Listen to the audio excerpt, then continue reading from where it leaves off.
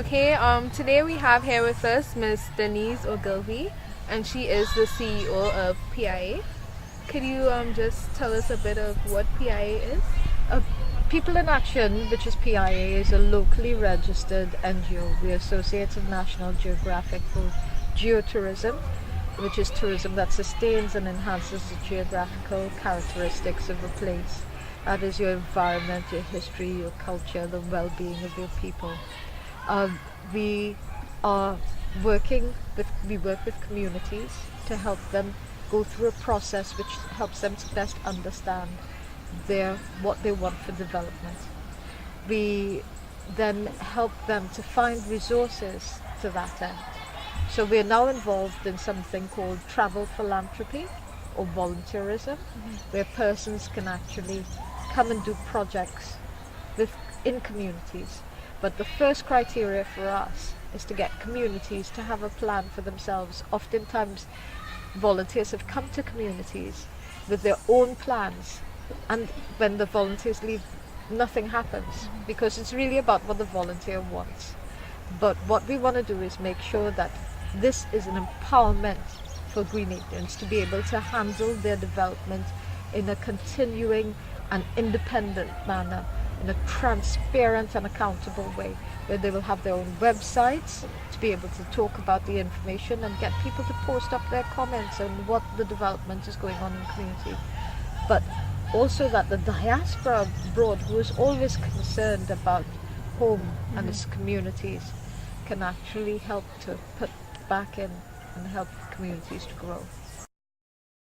Okay, so what areas do you think should most importantly be addressed to facilitate that shift? Well, first of all, I think that people have to see the power of their assets for themselves. And Okay.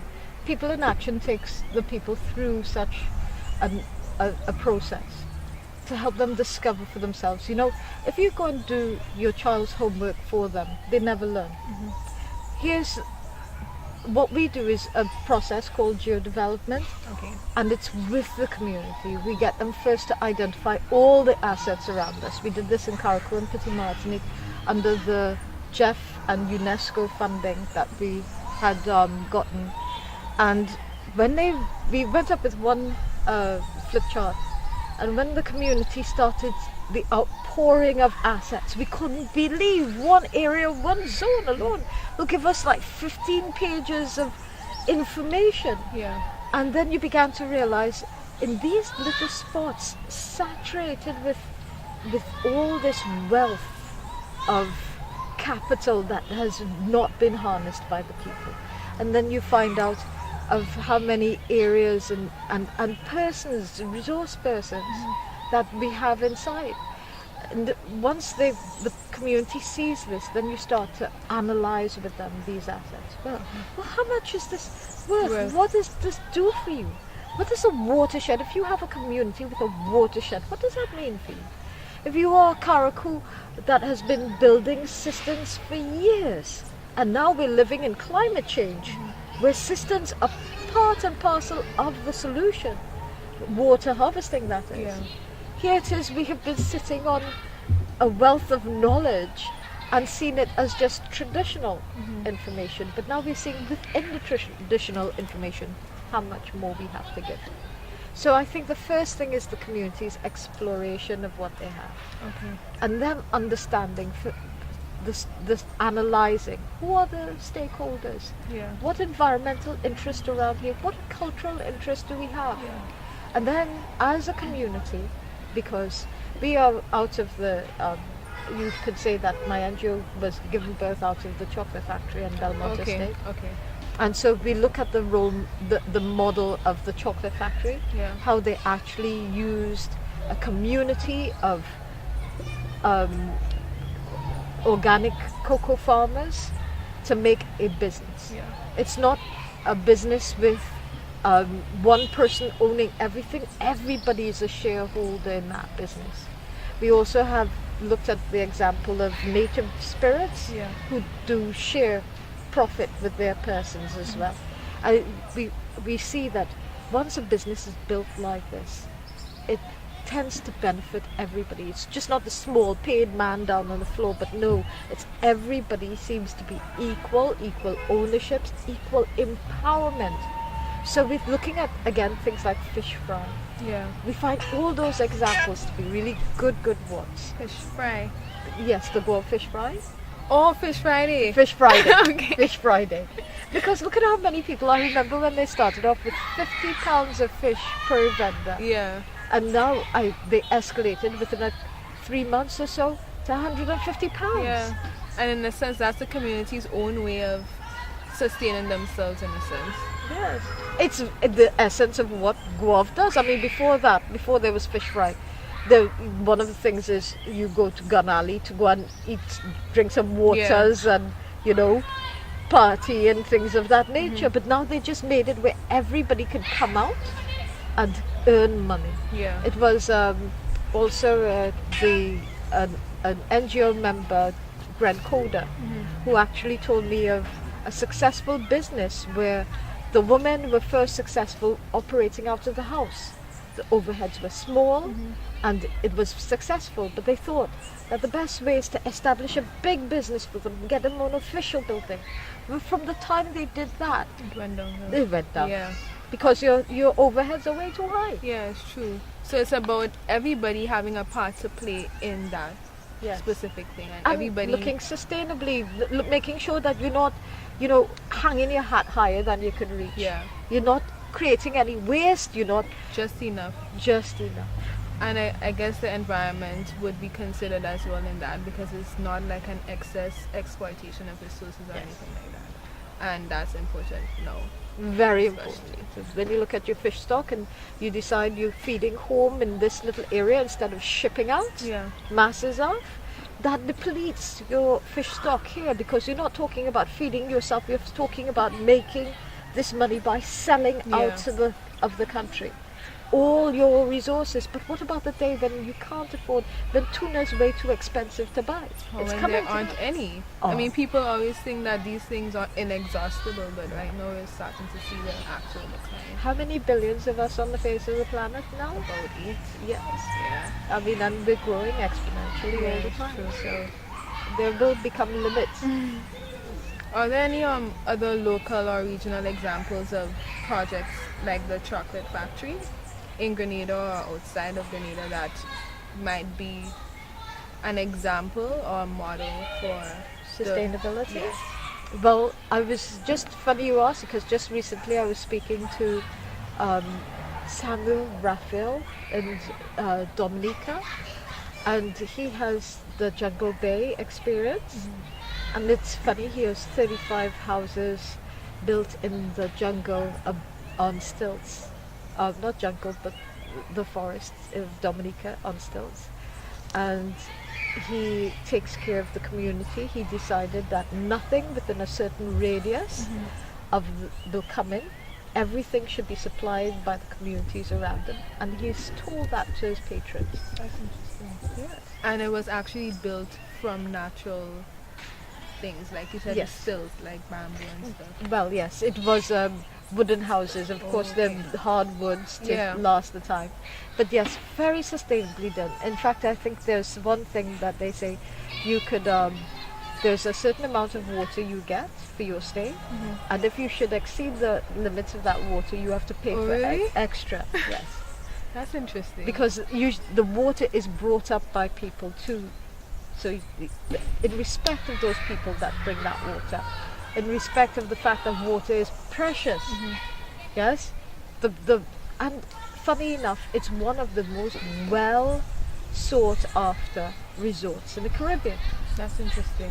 And it reminds me of the term geotourism. Could you go into that a bit and sort of explain what it is exactly, geotourism? Well, National Geographic's fellow Jonathan Tortello was the originator of geotourism, and he said that geotourism is tourism that sustains and enhances the geographical characteristics of a place. It's where we then got the geo-development from. Okay. Because we realize all these assets around you, which you take for granted, becomes like your like cash lying around that you never really use.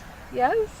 until you take these things into to focus. And he talks about also the essence of a place, you know, how you can get that out of its culture, its heritage. You could trade these islands off, they're almost alike. Yeah. St. Lucia, Dominica, you know. Sustainability is the use of resources to meet the needs of people, while at the same time considering the long-term effects on the environment. Grenada is globally known as the Isle of Spice, and there is no surprise that we are abundant in resources. The Greenz Movement is all about sustainability and promoting sustainable development. St. Vincent, the thing that's different is the customs and the ways of the people. That's true, the traditions. And the history that island has gone through brought those customs to bear, and it also leaves landmarks around. Yeah. So I always tell a community that one of the things about their assets, it says their place in the market. Guave fish fry will always be Guave fish fry. Yeah. It is not Grandad's fish fry. You know, if it moves down to Grandad's, it will have a different attitude, a different lifestyle, a different feel to it. It'll never be in a historical alleyway with an old church that has a copper dome. We will have nothing like that. Yeah. We'll have none of these things that really bring that to life. But Grandad's will have its own feel for its own stuff. Like in Carriacou, the regatta in Carriacou is different from the regatta down here. Yeah. It's just a totally different life. And when you go to Petit Martinique, it's even a different type of regatta. Yeah. So it's in terms of identifying what makes a certain place unique. Yeah. And that becomes your identity. Yes. And that becomes think now your market identity on the place. So we could have several communities that have its own identity and all able. Why would I want to go and eat fish fry if there's a Guave? Yeah. Why not have a Lambie Waters down in Warburton? Yeah. Why not have you know, some Salraka food up in Hermitage? Mm-hmm. But there can be that movement of people and that movement of commerce at the same time, which is the geotourism aspect of things, this movement of commerce. Or even Grenada as a whole being identified for that. Yeah. That would be a really good step to take. What do you think is the changing role of the government in all of this? Do they necessarily have a part to play in this? Or? They do as an enabling body, and they're one of the key roles of government is to do awareness and information dissemination. But sometimes I believe that the people of this country are more wares than the leaders of this country. When we go into the community, we hear people say, we're tired of people classifying us as poor. Okay. Because they understand their assets. They're saying that there is nobody investing in them. It's always through an investor, which really means, why give away the cow to get the milk? Yeah. Yes, it's their assets. Why can't they milk that It's cow? interesting that they actually realize that, because I would have thought that the problem is that we don't realize, but it's kind of interesting to know that there are people who know what we're worth, and you know, it's sad that foreign investment comes in and, you know, tears that away. Well, it starts first, I think, with leadership understanding the power of their people. If leadership thinks that their people are not able, then I don't see why they should invest them. But if you understand you have this great potential of people, if you understand how wealthy the assets are, I think you will hardly ever want to give it away and to make it happen. I think sometimes people believe that the persons from outside will best understand how to use the assets. But what we've learned is trickle-down economy doesn't really get to the bottom. Globally, we're seeing this. Next year, we expect zero growth and unemployment globally, not just here. I do not envy the leader who has to sit in the seat after 2013. Because at this point in time, it's about building that self-reliance in the people. The people believe it. Now it's time for the leadership to also show that they believe in the people. So it is a coalition between the people and the government. It should be a coalition be. Okay. between the people and the government. But do remember, if we are a democratic state, Yeah. for people, by people, with people, the more we let the leadership understand the voice of the people, they are employed by the people. Yeah, it's true. We will employ whoever, figure that or sometimes. re-employ or unemploy or whatever every election. But it is up to the people to demand what they want to see out of life. The leadership doesn't come in and isn't supposed to have all the answers. It's supposed to turn to the people and say, how can we build together? Yeah. But if they act like the benevolent father, saying, I know what's best for you, you're going to lose the mark. In fact, when you, as I say, if you don't do the homework with the people, they don't understand it. Then this thing of dependency is something we grew ourselves. Yeah. And dependency would more or less lead to poverty or have poverty where it is. And the impression that I'm getting from the whole sustainable development movement is a shift from there being distinctions among the society to a more community basis kind of thing. And just to wrap up, in the future, what do you expect or hope to see of Grenada and of the movement itself? Well, for the movement, what we're hoping is that the information will go out there. What we want to do is invite persons to register with People in Action to get involved in the geodevelopment process. People in Action will come to the communities. If you email us and tell us, listen, we are interested in having a strategic plan developed. We want you to work with us. We will come, we'll help you map your resources, we'll help you analyze, and we'll help you make a plan. But it'll be your plan. Yeah. But to help support and strengthen that, because we know resources are needed after that, we'll help the community build their own website so that they can become independent to finding their own resources. They can then say, okay, we are looking to build a basketball court, or we need a school, or we need to do organic agriculture. Whatever it is, the community can now put it out there.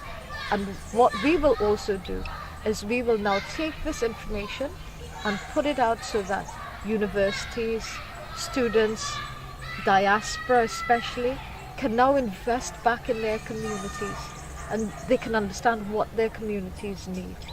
We need the caucus of people to come from the community, not a division of people, not some from this group. We would like to see as the person who can bring the people together is my champion.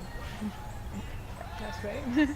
Okay, it was nice. So the Greenz Movement is all about us realizing the true value of our resources and of our people, while at the same time considering the integrity of our precious environment. It's all about you, it's all about me, and it's about us as a Grenadian community. Are you or anyone you know working on a project that impacts Grenada in a sustainable way? Is the project about food security, alternative energy, waste management, environmental conservation, or sustainable farming? Do not hesitate to check out our PIA website, where you can fill in a community sign-up sheet, or the Greenz Movement will be happy to come interview you and your project. Remember, the Greenz Movement is we vibes, is we take. So let's make a difference.